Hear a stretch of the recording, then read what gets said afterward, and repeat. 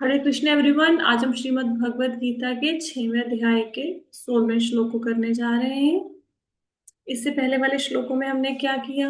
इसके पहले वाले श्लोकों में भगवान ने बताया कि अगर किसी ने ध्यान योग का अभ्यास करना है, योग साधना करनी है, तो उसको कैसे करनी चाहिए, कहाँ जाना चाहिए, एकांत स्थान में जाना चाहिए, आसन कैसा होना चाहिए, ना अधिक ऊंचा होना चाहिए ना अधिक नीचा होना चाहिए। हाँ, और ध्यान कहाँ लगाना है और आसन कैसे बिछाना है। सबसे पहले उषा बिछानी है, उसके ऊपर मृगछाला, उसके ऊपर एक मुलायम वस्त्र, सूती कपड़ा भी कह सकते हैं आप। और फिर वहां पे बैठ के योगाभ्यास करना है, अपनी रीढ़ की हड्डी को सीधा रखना है। कहा शरीर, काय और ग्रीव तीनों को सीधा रखना है। शरीर को, गर्दन को, ग्रीवा को, सबको ये सीधा रखना है। और ध्यान कहाँ लेके जाना है?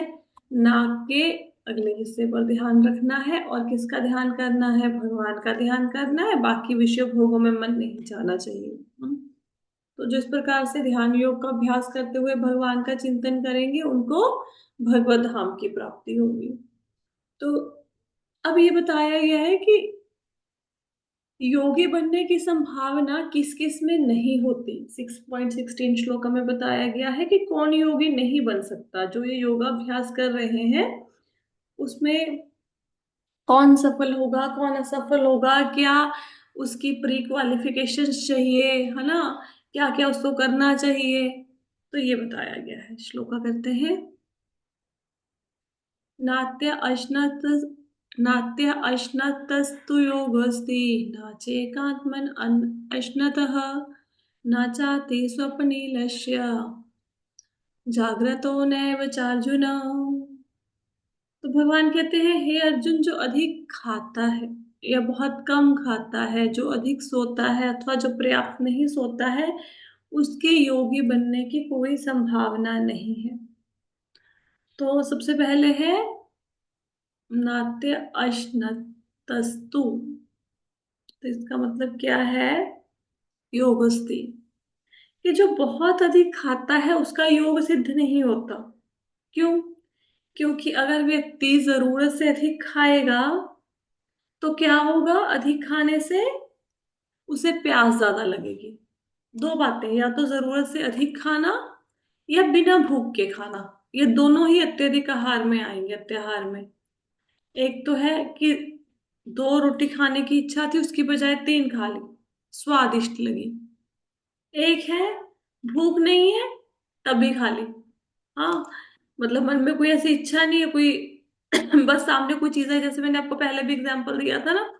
कोई भी, हाँ, जैसे आप किसी के घर में गए, किसी ने गुलाब जामुन आके रख दी, भले ही आप खा के गए हो घर से खाना, लेकिन खा लिया, अच्छा लगा। हम्म तो जरूरत से अधिक खाना या बिना भूख के खाना, इससे होगा क्या? इससे आपको प्यास ज्यादा लगेगी अधिक खाने से। तो प्यास ज्यादा लगने से क्या होगा कि आप ज्यादा से ज्यादा पानी पिएंगे। अब ज्यादा पानी पीने से क्या होगा कि पेट में भारीपन आ जाएगा। अब आपको आपकी बॉडी थोड़ी सी बल्की लगेगी, ऐसा लगेगा कि थोड़ा सा भारी हो गई है बॉडी। हम्म और जब अधिक खाते हो तो क्या होता है? शरीर में आलस्य आ जाता है, लेजीनेस आ जाएगी। हम्म अब जब आप भजन करने बैठेंगे तो आपका भजन में मन नहीं लगेगा, क्योंकि आपने ज्यादा खा लिया। अब आपको नींद ज्यादा आएगी। हम्म तो अगर कोई व्यक्ति अधिक खाता है तो कैसे वो योगी बन सकता है? वो योगी नहीं बन सकता। वो हमेशा ज्यादा खाता रहेगा, ज्यादा पानी पिएगा, शरीर में आलस्य छा जाएगी और फिर सोता रहेगा। फिर योग साधना का अभ्यास कैसे करेगा? सेकंड क्या बोला है? नाचे कांतम अन नाचे कांतमन अश्नतः। इसका मतलब क्या है? कि जो कम खाता है। अब एक तो हो गया ज्यादा खाने वाले का हाल। अब कोई व्यक्ति कम खाए या बिल्कुल ही ना खाए, तो वो भी योग साधना नहीं कर सकता। क्यों? क्योंकि अगर नहीं खाओगे या कम खाओगे तो मन में बार बार भोजन का ख्याल आता रहेगा। हम्म और कम खाने से शरीर की शक्ति भी कम हो जाएगी। तो ऐसे बंदा हड्डियों का ढांचा निकल आएगा। हम्म। तो ज्यादा नींद आएगी, हमेशा कम खाने, खाने से भी नींद आती है, और अगर नहीं खाओगे तो कमजोरी के कारण नींद आनी शुरू हो जाएगी, वीकनेस फील होगी बॉडी में। तो बैठकर अभ्यास नहीं होगा। अगर आप बैठकर बोलो चैंटिंग करोगे, योग साधना का अभ्यास करेंगे, नहीं हो पाएगा। अगर जरूरत से कम खाया तो मन भगवान में नहीं लगेगा, मन बार बार भोजन में जाएगा। तो ना ज्यादा खाने वाले का योग सिद्ध होगा, ना कम खाने वाले का। न चाहती स्वप्नशीलस्य, इसका अर्थ क्या है? कि जो अधिक सोता है वो भी योगी नहीं बन सकता। क्यों? क्योंकि ज्यादा सोने से क्या होता है, एक बार आप ना ज्यादा सोना शुरू कर दो, जैसे सपोज करो आप सुबह 8 बजे उठना शुरू कर दिया आपने, तो आप देखेंगे रोज आपकी जाग 8 बजे ही खुलेगी। 4 बजे उठना शुरू कर दिया तो आपको 4 बजे ही जाग खुलनी शुरू हो जाएगी। हाँ, 5 बजे उठोगे 5 बजे खुलनी शुरू हो जाएगी। तो जैसा आप बॉडी को बना लोगे वैसे ही बॉडी ढल जाएगी। तो जो ज्यादा सोता है उसको बार बार नींद आती रहेगी। ऐसा नहीं कि ज्यादा सोने से उसकी नींद पूरी हो जाएगी। कई लोगों का भ्रम होता है ना कि मेरी नींद पूरी नहीं हुई, चलो मैं सो जाता हूँ, या थकावट होगी चलो सो जाते हैं 3-4 घंटे। तो ज्यादा सोने से ज्यादा नींद आएगी, नींद पूरी नहीं होगी। तो क्या होगा जब ज्यादा नींद आएगी? नींद ऐसी नहीं आएगी।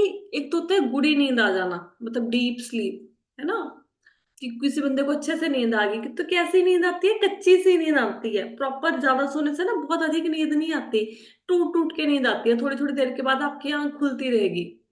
और जब ऐसी नींद आती है जिसमें बार बार आंख खुलती रहती है, उसमें स्वप्न बहुत ज्यादा आते हैं। तो स्वप्न में क्या होता है? संकल्प विकल्प।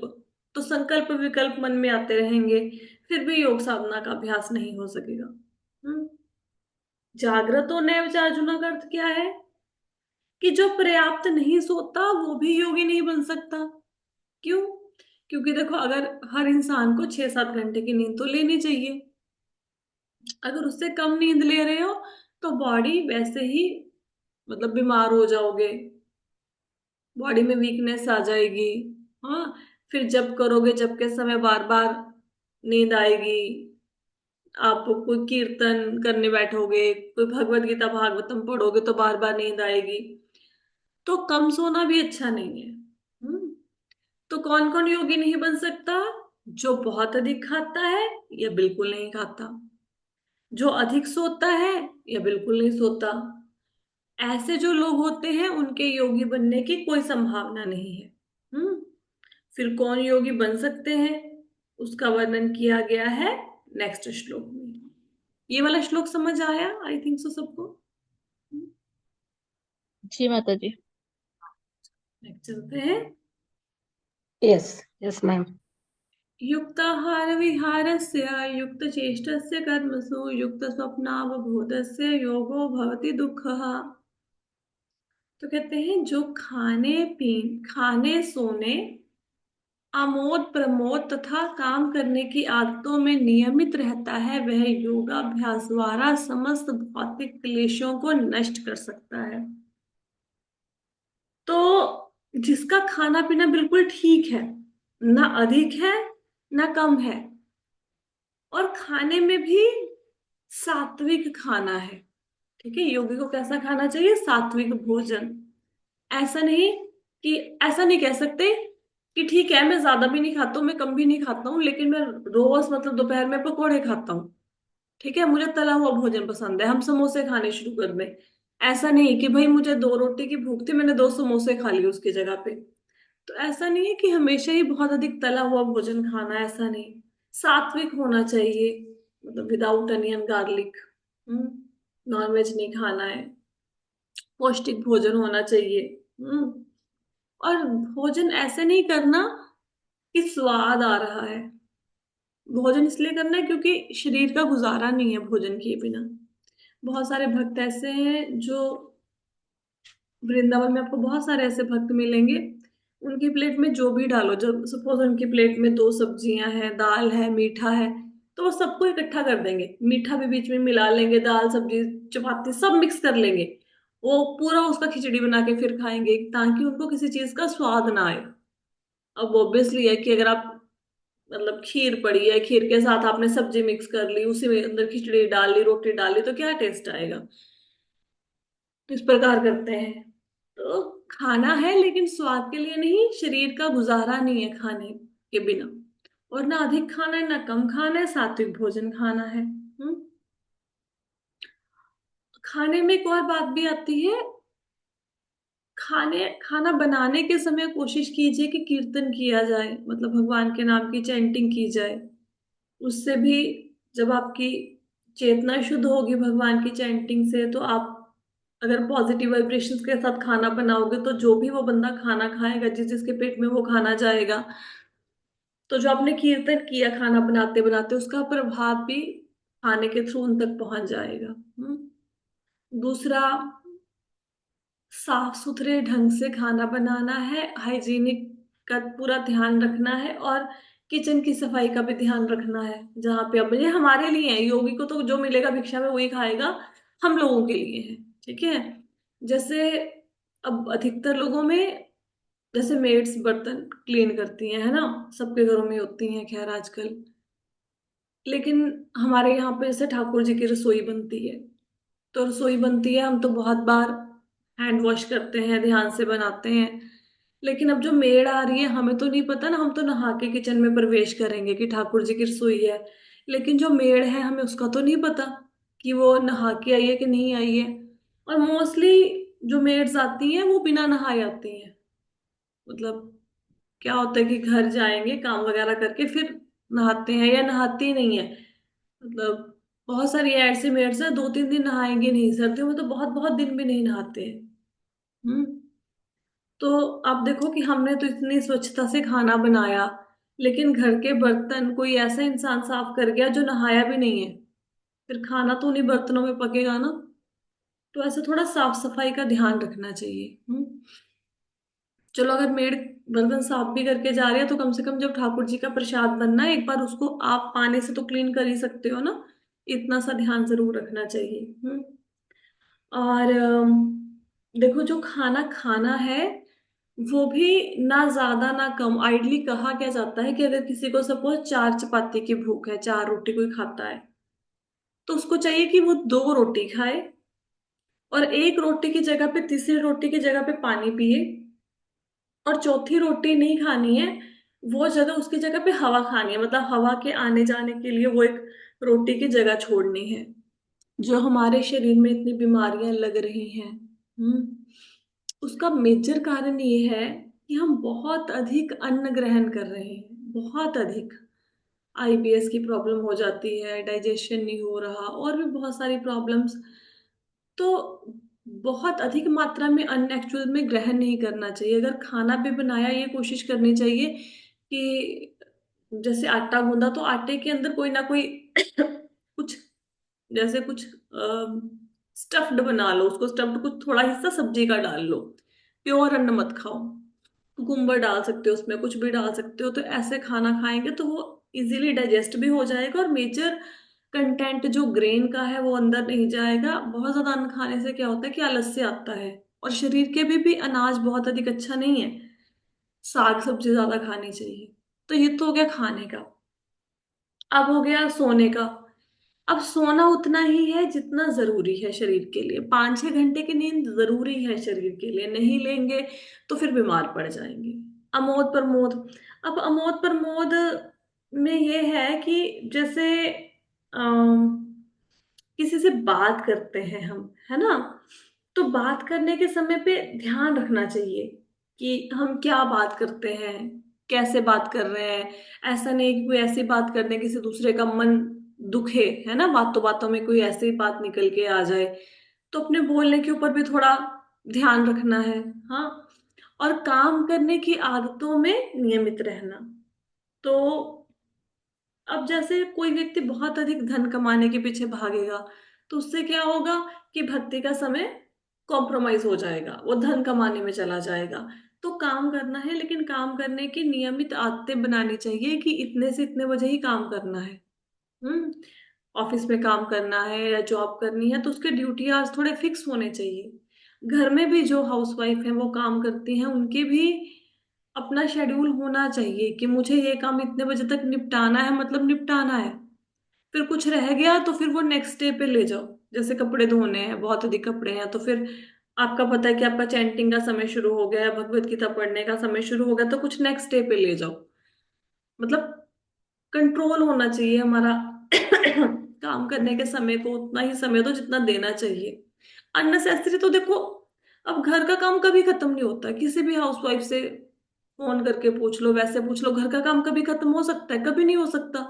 जितना मर्जी करते रहो। अभी आपने दिवाली की सब लोगों ने सफाइयां की हैं, अब 3-4 दिन दिवाली बीते हो गए, अब देखो फिर से घर में गंद पड़ गया होगा। इनफैक्ट दिवाली से ज्यादा ही पड़ गया होगा, है ना? कुछ गिफ्ट्स आपने दिए होंगे, कुछ रेफर्स बिखरे पड़े होंगे, कुछ आपको लोग देके गए होंगे, उनको समेटना हुआ, कहाँ रखे समझ नहीं आ रहा होगा, है ना? काम कभी खत्म नहीं होता, लेकिन हम लोगों ने ये ध्यान रखना है कि हमारी भक्ति डिस्टर्ब ना हो जाए काम की वजह से, इतना ध्यान रखना है। तो कहते वह योगाभ्यास द्वारा समस्त भौतिक क्लेशों को नष्ट कर सकता है। जिस व्यक्ति का खाना सोना काम करना सब नियमित है, रेगुलर है, वो योग साधना का अभ्यास कर सकता है। पहले वाले श्लोक में क्या पढ़ा? कौन कौन योग साधना का अभ्यास नहीं कर सकता? जो कम खाता है या ज्यादा खाता है, कम सोता है या ज्यादा सोता है। लेकिन अगर कोई व्यक्ति अपनी भूख के अनुसार पौष्टिक भोजन खाए, सात्विक भोजन खाए, जितनी चाहिए उतनी नींद ले, अपने काम को भी कंट्रोल करे, वो योगी बन सकता है। ठीक है। अब यहाँ काम का मतलब काम वासनाएं नहीं है, मतलब जो आपके वर्क पैटर्न है वो है इसका मतलब। 6.18 श्लोका करें। ये श्लोका है, यदा विनियमितं चित्तम् आत्मेन एव अवतिष्ठते निस्पृहः सर्वकामेभ्यो युक्त इत्युच्यते तदा। तो कहते हैं जब योगी योगाभ्यास द्वारा अपने मानसिक कार्यकलापों को वश में कर लेता है और अध्यात्म में स्थिर हो जाता है, अर्थात समस्त भौतिक इच्छाओं से रहित हो जाता है, तब वह योग में सुस्थिर कहा जाता है। अब एक तो व्यक्ति है कि जो व्यक्ति योग करना जिसने शुरू किया, नया नया किसी व्यक्ति ने योग करना शुरू किया। एक होता है कि योग करते करते अब वो स्थिर हो गया, अब वो स्टेबल हो गया उस योग में। ठीक है। तो व्यक्ति को कैसे पता लगेगा कि मैं स्टेब्लिश हो गया हूँ योगाभ्यास में? कोई ना कोई तो पैमाना होगा ना इसको नापने के लिए कि कोई व्यक्ति योग कर रहा है। कैसे पता लगेगा कि हाँ मेरे को अच्छे से, मतलब योगाभ्यास में मैं स्थिर हो गया हूँ? इसके लिए क्या करना पड़ेगा? कहते ये देखना पड़ेगा उस व्यक्ति को कि क्या अपने उसने अपने मानसिक कार्यकलापों को वश में कर लिया है। मानसिक कार्यकलाप का मतलब क्या है कि हम लोग ना बहुत से काम ना मन से करते रहते हैं। जैसे हम आप कोई भी काम कर रहे हो, खाना बना रहे हो, कपड़े धो रहे हो, जॉब कर रहे हो, ऑफिस जा रहे हो, आपका मन हमेशा आपसे कुछ ना कुछ बातें करता रहता है। ये मन बातें करने कोई बंद कभी भी बंद नहीं करता। कई बार क्या होता है कि हमारे साथ किसी का झगड़ा हो गया, अब वो व्यक्ति जिसने झगड़ा किया वो हमारे सामने नहीं है, लेकिन मन ही मन उसके साथ हम बातें करते रहते हैं, उसको बुरा भला बोलते रहेंगे।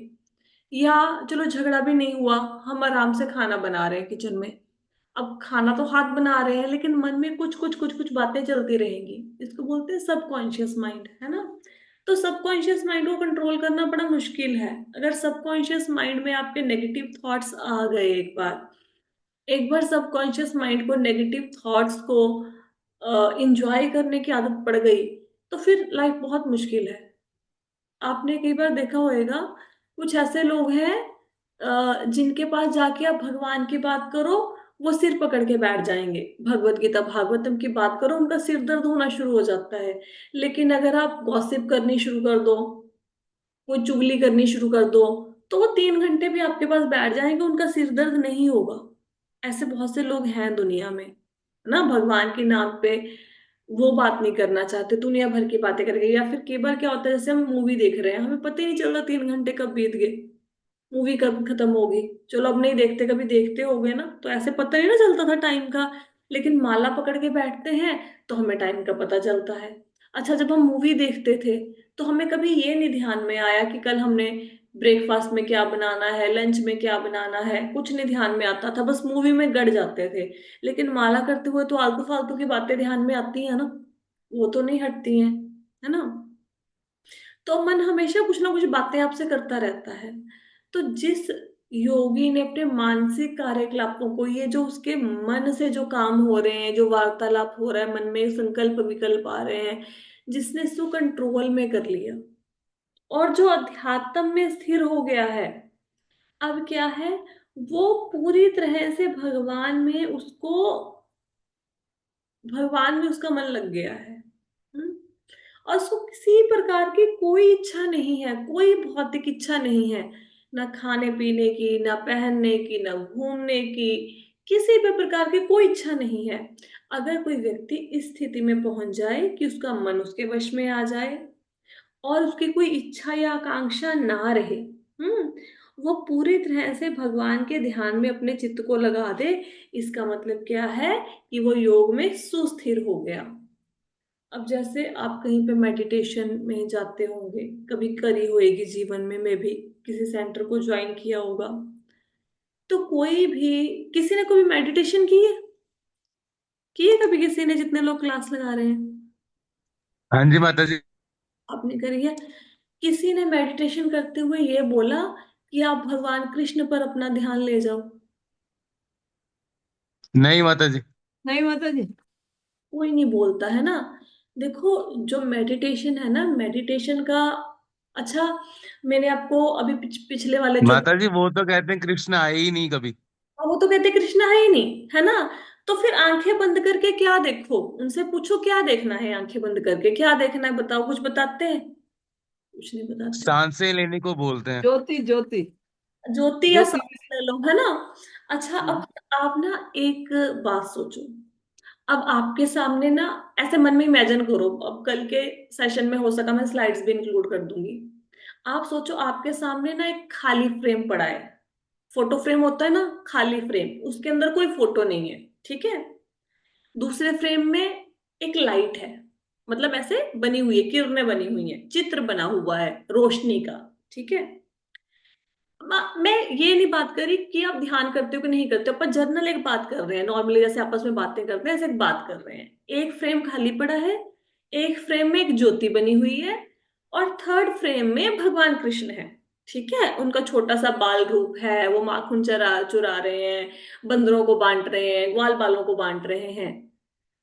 आपका ध्यान एज अ लेमैन किस चित्र की तरफ आकर्षित होगा, बताओ? कृष्णा की तरफ माता जी। कृष्ण कृष्ण भगवान का फोटो की तरफ। और मैं ऐसे नहीं बोल रही कि ये कृष्णा डिवोटीज इस क्लास में बैठे हैं या भगवान कृष्ण के भक्त इस क्लास को लगा रहे हैं। आप छोटे बच्चे के सामने ले जाओ, 3 फोटोएं यही ले जाओ, उनको बोलो इनमें से कौन सी फोटो तुझे चाहिए, छोटा बच्चा भी कृष्णा की फोटो पे हाथ लगा देगा। हाँ, अगर अभी किसी लड़के की शादी नहीं हुई, उसको बोले एक लड़की है, बहुत सुंदर है, बहुत गुणवान है, बहुत अच्छी है, पढ़ी लिखी है, उससे तुम्हारी शादी करेंगे, तो लड़का सबसे पहले क्या बोलेगा? बोलो, लड़का क्या बोलेगा, बताओ? फोटो दिखाओ उसकी। हाँ, और उसको बोलो वो तो दिखती नहीं है, लड़की है पर वो दिखती नहीं है, हैं? जब लड़की है वो बस लाइट लाइट जैसी लड़की है, कोई लड़का शादी करवाना चाहेगा? अब खुद सोचो, जो हमारा मन है ना, हमारा मन रूप के प्रति आकर्षित होता है, ये स्वभाव है।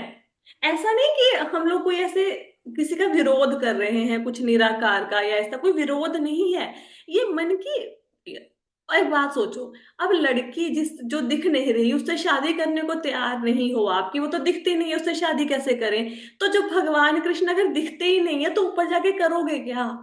अगर वहां पे कोई इंसान है ही नहीं, सिर्फ एक लाइट है, तो लाइट के पास जाने में, आपको बोलो 3 कमरे में है, एक में कृष्णा बहुत सारी लीलाएं कर रहे हैं, ठीक है, वहां पे गोपियों के साथ विहार कर रहे हैं, वो यमुना के किनारे पे गैया चरा रहे हैं, वन में बैठे हैं, दूसरे कमरे में सिर्फ रोशनी रोशनी है, तीसरे कमरे में अंधेरा है।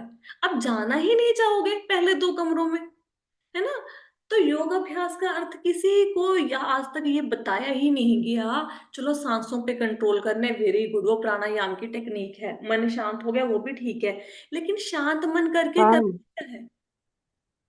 मैम निराकार में मन नहीं लगेगा, मन भटकते ही रहे। एक बार देखा था, मन भटकते रहेगा। हाँ। एग्जैक्टली। तो निराकार में मन लगता ही नहीं है, तो क्या होगा?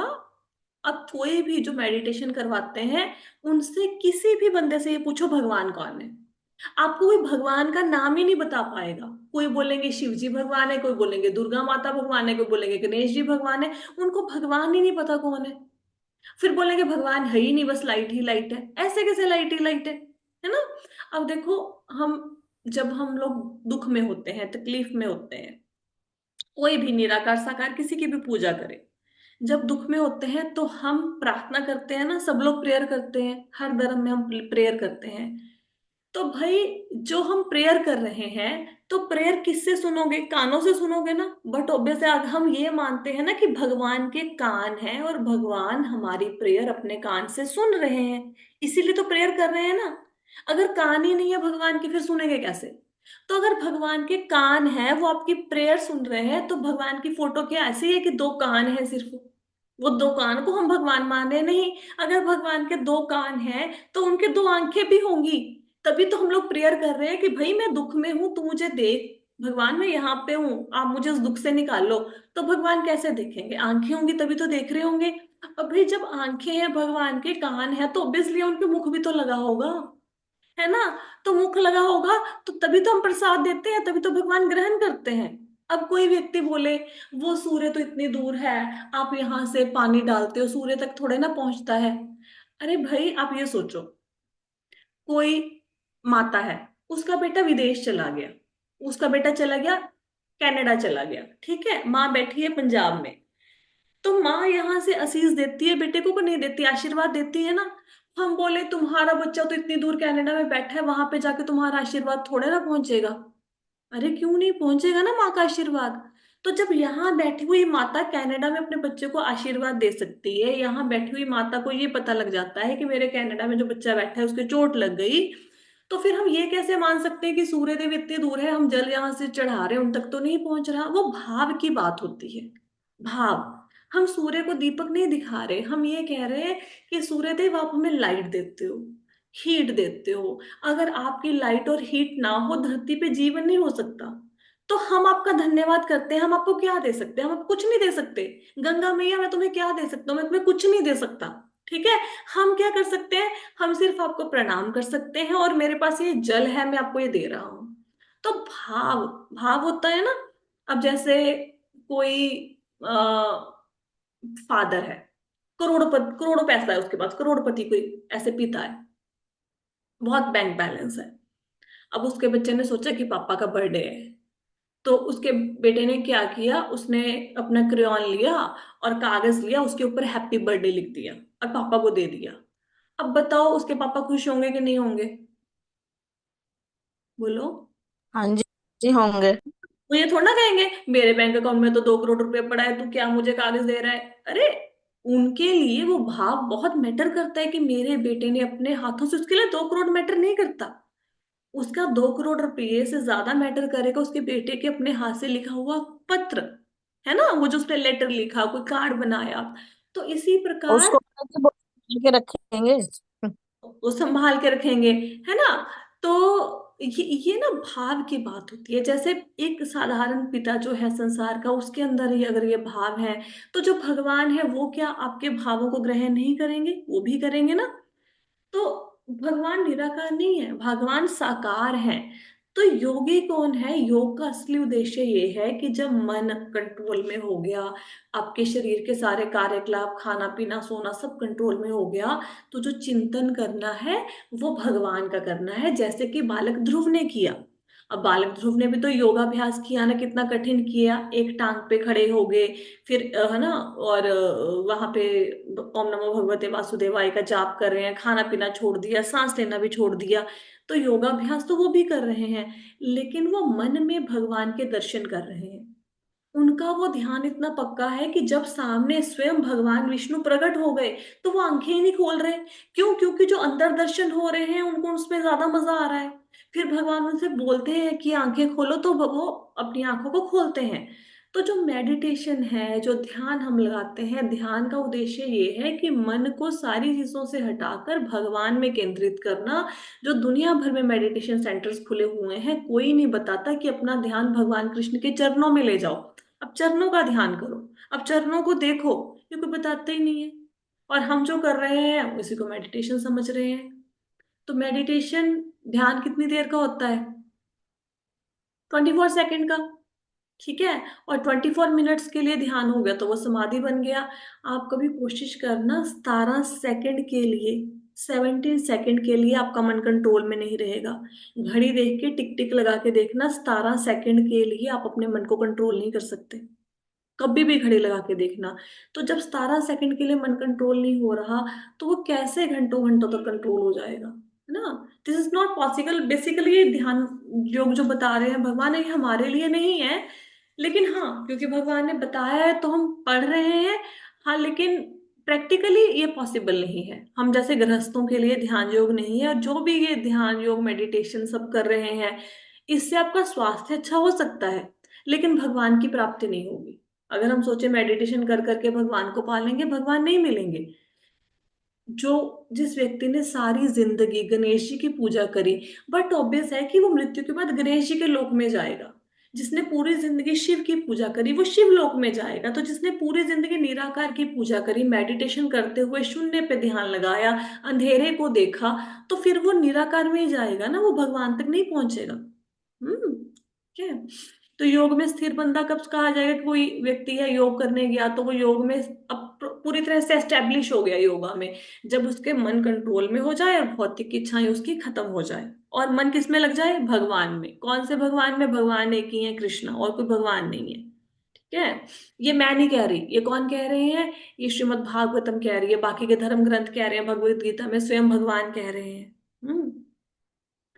आगे के बताया गया है श्लोक में, यथा दीपो निवातस्थो नेङ्गते सोपमा स्मृतः योगिनो यच्चित्तस्य युञ्जतो योगमात्मनः। जिस प्रकार वायु रहित स्थान में दीपक हिलता डुलता नहीं है, उसी तरह जिस योगी का मन वश में होता है, वह आत्म तत्व के ध्यान में सदैव स्थिर रहता है। अभी दिवाली गई है, आप सब लोगों ने दिए लगाए होंगे। तो अगर हवा चल रही है, तो आपने देखा होगा आपका जो दीपक है उसकी जो लौ है, दीपक की लौ डगमगाना शुरू कर देती है ना, हिलना शुरू कर देती है ना ज्योति।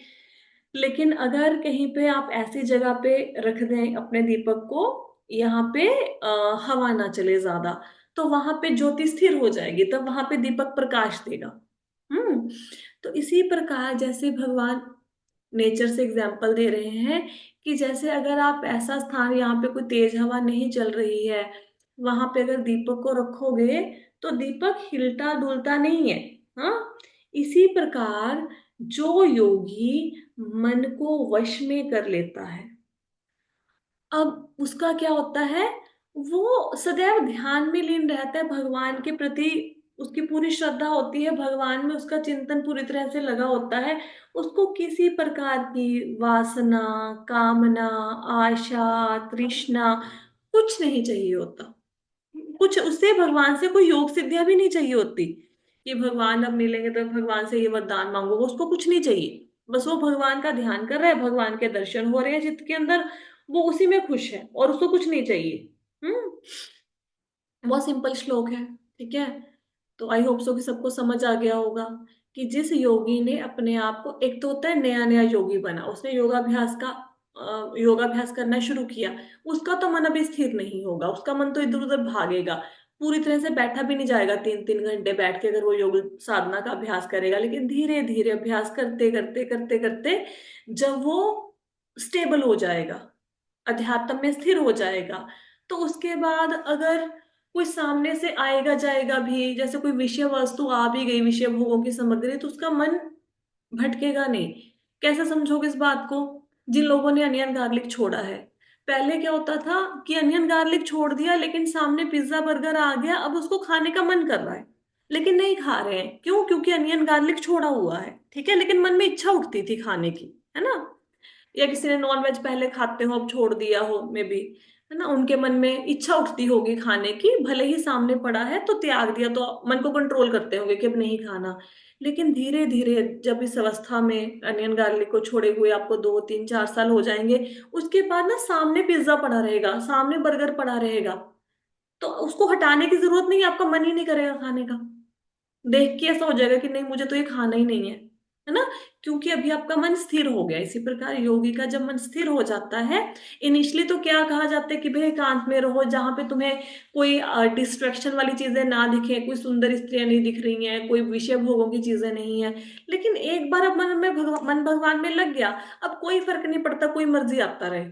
ठीक है, तो अब मन भगवान में स्थिर हो गया, भले ही विषय भोग की वस्तुएं सामने पड़ी है, अब उसका ध्यान उसमें नहीं जाएगा योगी का। ठीक है, श्लोका क्लियर हुए? तो 6.19 तक हम लोगों ने श्लोका कर लिए हैं। अब ये हम भगवत गीता की क्लास और मॉर्निंग क्लास भी कल भी करेंगे, परसों भी करेंगे, मॉर्निंग आफ्टरनून इवनिंग की। 7 तारीख को because I am moving to Vrindavan, और फिर मैं 12 को वापस आऊंगी, 11 को चलेंगे, 12 को वापस आऊंगी। फिर हम लोग 7 से लेके 12 तक का ब्रेक लेंगे, फिर हम लोग 13 को क्लासेस स्टार्ट करेंगे।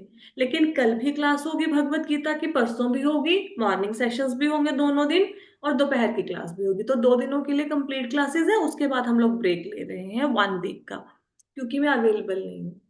ठीक है, सो कोई क्वेश्चन तो नहीं है, किसी कोई प्रश्न तो नहीं है? नहीं माता ठीक है जी, so thank you so much everyone for joining the session. Hare Krishna. Hare Krishna. Hare Krishna. Krishna. Hare